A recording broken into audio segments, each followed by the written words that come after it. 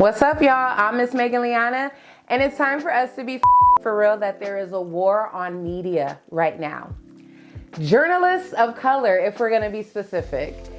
Now let's take it back to a couple weeks ago. Joy Reid of MSNBC was fired when their new president took hold of their position, okay? In that same week that Joy Reid was fired and her show, The Readout, was canceled, there were other journalists of color on MSNBC that lost their show. I will tell you, it is also unnerving to see that on a network where we've got two non-white hosts in primetime, both of our non-white hosts in primetime are losing their shows, as is Katie Fang on the weekend. And that feels worse than bad, no matter who replaces them. That feels indefensible, and I do not defend it. MSNBC also has a history of firing Black women and still giving them the same time slot. So for a while, Joy Reid was on weekends, 9 a.m. Then they had Tiffany Cross, who was fired weekends, 9 a.m. There was also Melissa Harris Perry, weekends, 9 a.m. And so MSNBC is known for giving Black women the same time slot. So then now that they've taken Joy Reid's show off the air, they've actually replaced it, and they've replaced her with a panel, but it has two people of color that are co-hosts. So it's just this apparent like, oh, as long as they're Black, then they can just take that time slot. But when I say there's a war on media right now, it's beyond just Joy Reid getting fired. Like, there's a reason why she was let go, and it's because she was a journalist that was very outspoken of the current administration. Even before the current president took office, she dedicated every day of her show dissecting and informing about Project 2025. And if we're gonna go a little further, and I'm gonna get back to this, but when it comes to Project 2025, there is a dismantling and reconstructing of media through the FCC in Project 2025. Now I'm gonna come back to that, but when we talk about there's a war on media, right? One of the things that happened is the Associated Press. Now, the Associated Press, they are in broadcasting, they are a standard when it comes to journalists and stories. They are usually the most unbiased and the most credible and reputable sources for news. So a lot of times when, for example, when I was in school, a lot of stories that I got, I would go directly to the Associated Press, or a lot of news companies like media, when they source their story, they will credit the Associated Press, because a lot of times the Associated Press has a standard for their process and how they post stories and post the truth. And so right now, the Associated Press has been banned from the press secretary room from the press room in the White House, due to the simple fact they will not call the Gulf of Mexico the Gulf of America. So they're being banned from a press room because they won't cave to an order that, hey, well, we're gonna call it this now, so that's what you have to call it. And that's not what journalism is. Journalism is supposed to be non-biased. Reporting is supposed to be reporting. You report the facts, you report the news, and you report what's going on. And a lot of the problem right now is most of the networks of mainstream media are caving. And they're caving to the current administration because they don't want to lose their license. And they can lose their license based off of the FCC pulling their license from them. And so, and that's not far-fetched when it comes to who is now the head of the FCC, who wrote plans for the FCC and Project 2025. But it's also not far-fetched when the current president has threatened to have certain licenses revoked from networks due to people on their network joking about him. And let's go back to NBC, for example. Seth Green, I think his last name is Green. I watch his show all the time. It's gotta be Seth Green. Seth has his nightly show where he jokes about Donald Trump and him and the shit that he does.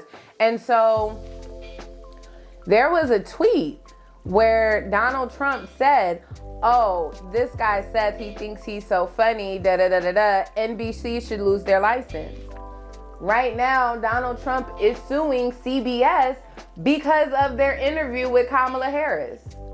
He's suing them for, I think, $20 million right now. He upped it. So he's suing CBS because he says that their interview took viewers from him or something like that. Like, it's very, very stupid. And also part of the problem is, see, ABC caved. So when he sued ABC for George Stephanopoulos saying that he is convicted of sexual assault, which he is, he sued them for that. And CBS paid out a settlement of $16 million because they just wanted the case to go away. And so we're seeing a lot of people and a lot of companies pay him out right now. He sued Meta because of fact checking, I think. It was something that happened with his page because of the content or something like that. And he sued Meta, and so Meta has paid him millions. Like, all of these companies are paying him millions or kissing his ass to keep their licensing. So when you see things that are happening to other journalists, it's because they probably didn't bend. And we have to be mindful of calling shit what the fuck it is. So when someone like Stephen A. Smith says, oh, you know, he gets on his show and he says that Joy Reid lost her show because of ratings. It's hard to make the race argument when her replacements are reported to be 3 individuals that already have a weekend show on the network and they're going to be inserted in the network. And I'm just reading from the reports here, okay? I have not spoken to Joy Reid. I don't know. I've had the pleasure of meeting her on a couple of occasions. I certainly respect her. And I'm not here to castigate her in any way, but we do have to talk about the business in a very, very honest and fair fashion. Joy Reid was incredibly outspoken against the Trump administration, as has always been the case. Since election, her ratings have dropped by 47%. 47%. Ladies and gentlemen, you don't keep your job when stuff like that happens. Morning Joe's ratings went down too. However, they have not been fired. They have not been fired because they went to Mar-a-Lago to speak with the president directly. So we have to be honest about what's going on. And when you see that people are losing their shows on mainstream media, when you see that shows are being canceled because they're speaking more truth, that's what media has always done. And when it comes to black media and media of color in general is important. We need that. And we cannot take away from the people that came before us that use their voice in media to be a force of change. Frederick Douglass had the first black newspaper, an anti-slavery newspaper, the North Star. That's important. Black journalism is important. And right now, when you see everybody's show getting canceled, we're leaning towards state media and we're leaning towards mainstream media that is focused in propaganda. So when you talk about state media like Russia, that is their programming and their news, that's state media. When you think of a place like North Korea, that's state media, where everything is based off of appeasing the president in charge. And that's not what media is for. And we are a country that is based off of freedom of speech. And people are mixing freedom of speech with hate speech. And you have to be mindful of what the fuck you say. And the problem is people don't want to be held accountable for the shit that they say, but they want to persecute journalists for speaking the truth. And I think we need to be mindful that there's a difference between journalists and influencer programming. I'll call it influencer programming, because an influencer is just that. Like, their role is to influence your perspective. An influencer is paid to influence your perspective, whether it's something you purchase. So this presidency was able to become extremely popular among a certain demographic because he was able to tap into the market of influence of a certain group of influencers and streamers, right? And even when it comes to certain streamers, there was a story that came out during the election about all these right-wing conservative streamers that were paid for by the Russian government. There was a lot of money that was traced back to Russia and Russians' influence. Tucker Carlson is on Russia's payroll. And we have to be so mindful that we are in a space of propaganda infiltrating everything we see. And when I say propaganda, to me, propaganda is when somebody tells a lie repeatedly and they push the message out of this lie repeatedly to where people take it as truth. Just because you tell something 1,000 times, a lie is a lie. It doesn't make it true. You can call the stream of water Gulf of America all you want. It doesn't make it the Gulf of America. It's the Gulf of Mexico. That is what the territory is called. That is what that territory has been called on maps honored by the world. So just because somebody says, hey, this is what we're going to call it now, and everybody has to call it that. And if you don't call it that, then you're not allowed in my press room. That's insane. And when I see, to take it back to Stephen A. Smith, he's a prime example of a broadcaster that is going to get in where he fits in for the contract. And he just renewed his $100 million contract. I could be wrong with saying $100 million, but there are a lot of people on mainstream media, whether it's sports media, whether it's news media, that are compromised. And so when you see how many people are how many networks are compromised, look at the message. And even to take it further, like when it comes to, and it's not just like major networks like the MSNBCs or the CNNs where they have this one network that is broadcast in the same programming in the country. it's local media too. Clear Channel, if it's still Clear Channel, I could be wrong, but Clear Channel owns a bulk of local media. There are about 3 stations that own, not stations, 3 major broadcast networks that that are like this conglomerate of local media.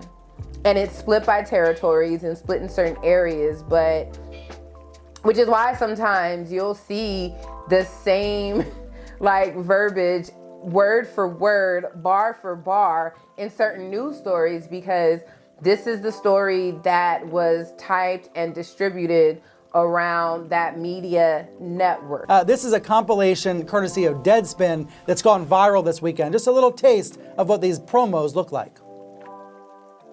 The sharing of biased and false news has become all too common on social media. More alarming, some media outlets publish things that aren't true without checking facts first. Unfortunately, some members of the media use their platforms to push their own personal bias and agenda to control.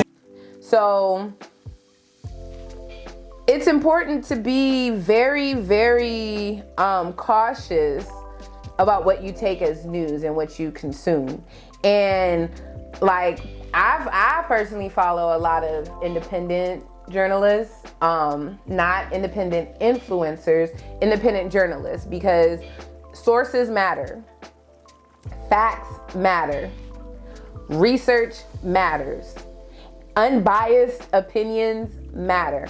That is what journalism is based off of. That is what a credible journalist has always done.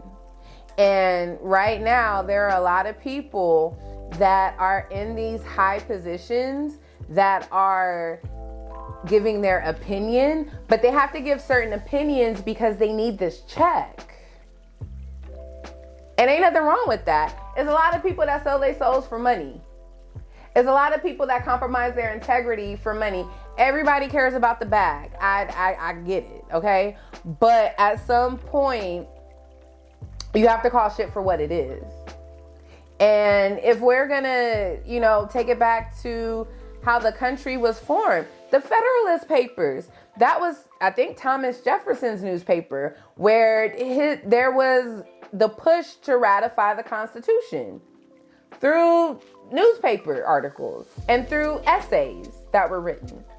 So the ability of an independent person to look at what is going on in the world and share their insights to it and spread that information to the masses has always been important. And it has always been the core of a revolution. When you look at how, the TikTok ban is solely, to me, based off of how much and how fast information was getting spread. How much and how fast people were able to band together because we did not have the filters of Meta and Instagram and all these other apps. And I'll never forget during COVID when if you mention COVID, vaccine, corona, anything, everything had a label on it at the bottom. That's when I started realizing how much these apps were policing our content and what we say. So if it's just apps and it's now going up to mainstream media and there's a turn away from fact checking, why would you not want something fact checked? When there's people in leadership saying, well, we don't want to fact check this. When Mark Zuckerberg has to make an announcement that there is no more fact checking of posts, that's weird. That shows there's a push for misinformation to be spread. And it's important that we have journalists that are doing the job of doing the research to spread accurate information.